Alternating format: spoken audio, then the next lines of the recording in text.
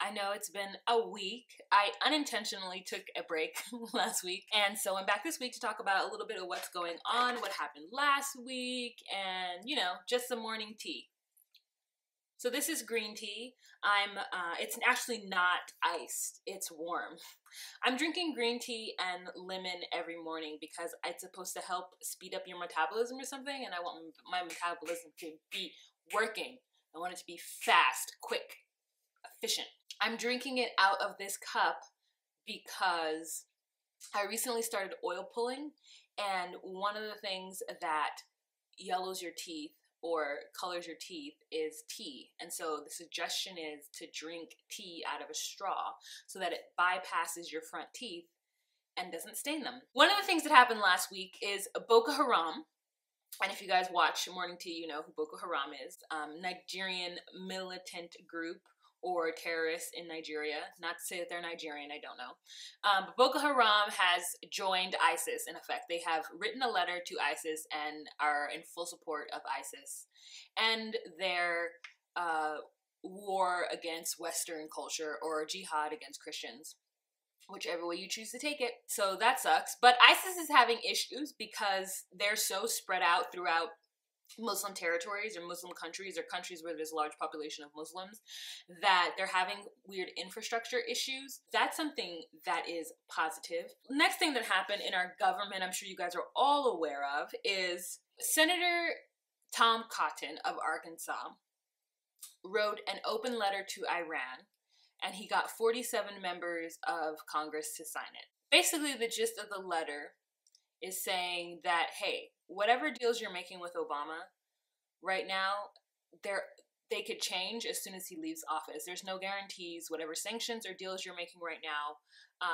with Obama is going to stay because of the kind of democracy and government that we have. And the president doesn't have as much power as you think he has. Really, it's Congress that has the power, which is at the core of it. I have a conservative friend that I work with, and we talk about these issues. And she's so passionate about it. And I have to admit that I'm not as passionate about it as she is.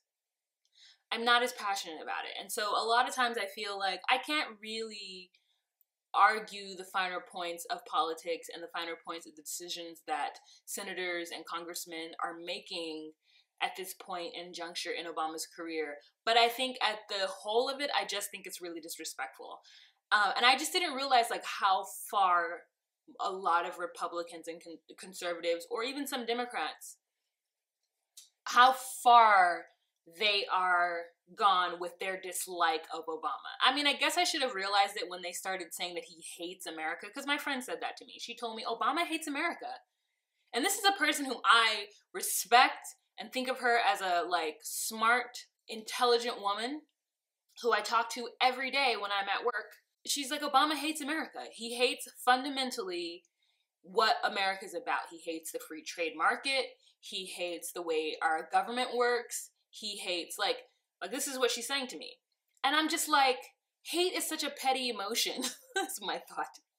Like, I don't think in absolutes like that. I mean, I guess I do on certain issues, but not something like this. So, like, there are people who really believe that Obama is really trying to change the structure and the policies and the framework of what this country is built on. And personally, being a person of color in this country, I don't necessarily know that I'm against that.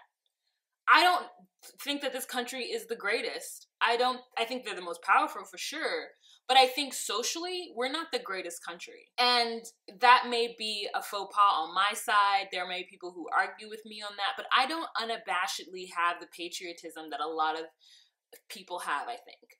And so that's why it's hard for me to get on the bandwagon and get angry at whatever it is that he's trying to change, because I feel like this country is damaged. I feel like, and it's a young country, don't get me wrong. I understand that it's like, we're like teenagers compared to the rest of the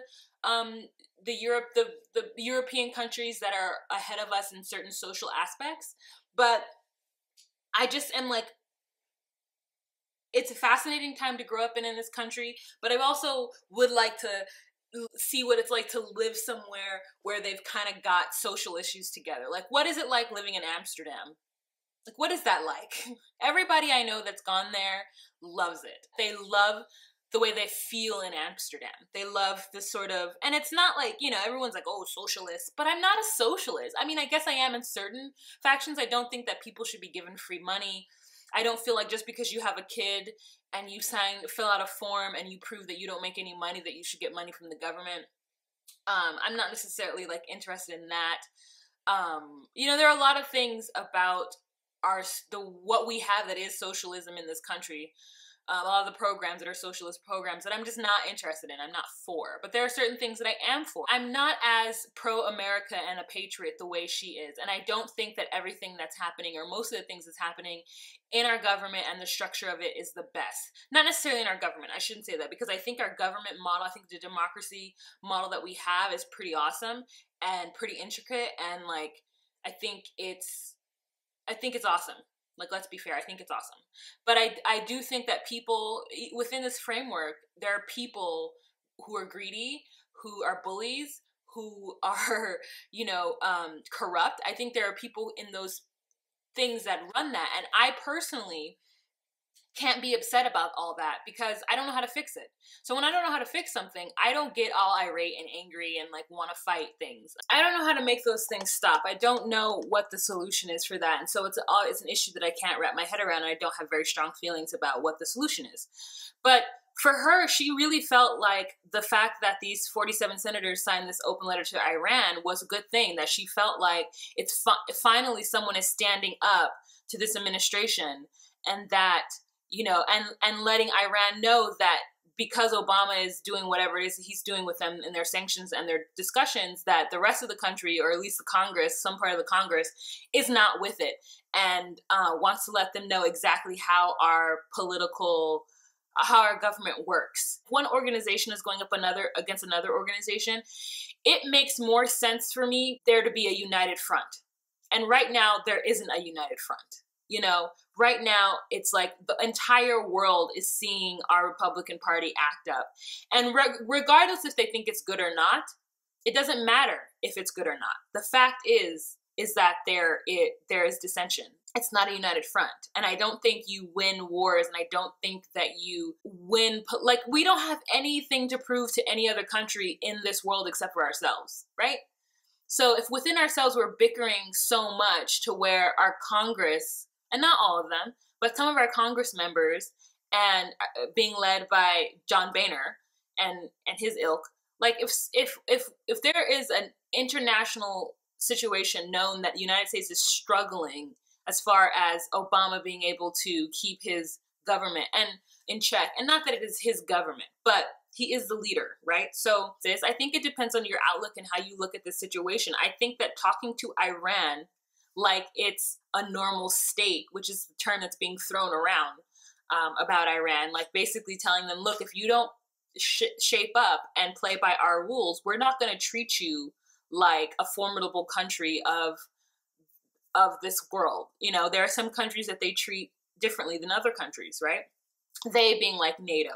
They're saying if you want to be treated like a big boy, if you want to play in the big sandbox, then you have to act like a country that we would want to play with. I just feel like it depends on your outlook on the whole thing. I think having talks with them, developing sanctions, letting them know that they can't build nuclear weapons is the right way to go. There's no reason to bully them and to like smack them down. But I do think that overestimating and playing the offensive so hard the way we're playing it is not the way to go. I don't know. We'll actually see. Israel today is holding their elections, and Benjamin Netanyahu is running, as I said in one of my last videos. So we'll see how the Israelis took to him coming to the United States and talking to our Congress without talking to the president. I mean, there's just been a lot of ridiculous behavior, and there are many Americans who are backing Senator Cotton and John Boehner, and who feel like this is what they need to do in order to get their voice heard, because Obama is stepping over his boundaries and doing things that, you know, that he shouldn't be doing, and he's making laws that he shouldn't be making, and Congress is the one that's supposed to be doing all these things, and he's overstepping his boundaries as using executive order. The conservatives can be bullies with how they feel things should be run, and I feel like that's what they're doing. I feel like they're bullying the president right now. And it sounds like such a juvenile thing to say, but it is quite rude. And I think it's unnecessary. But my friend, she doesn't.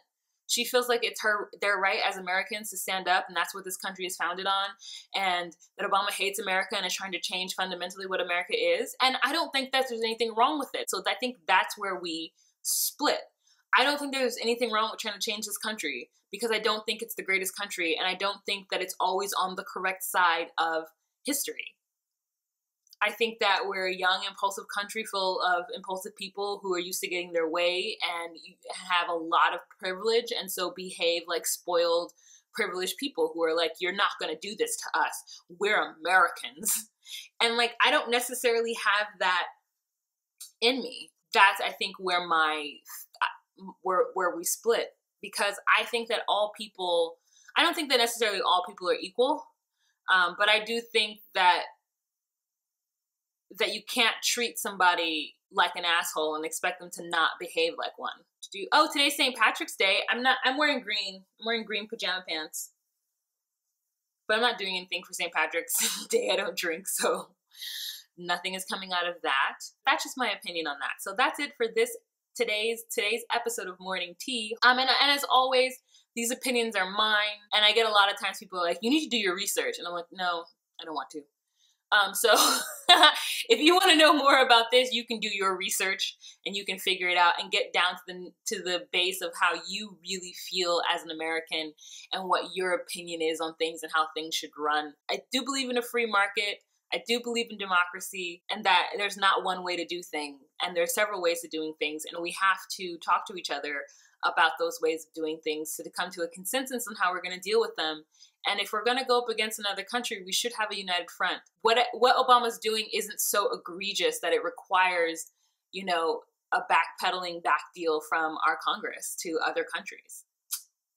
That's just my idea. That's just my thoughts. Okay, guys, have a fantastic day. Bye.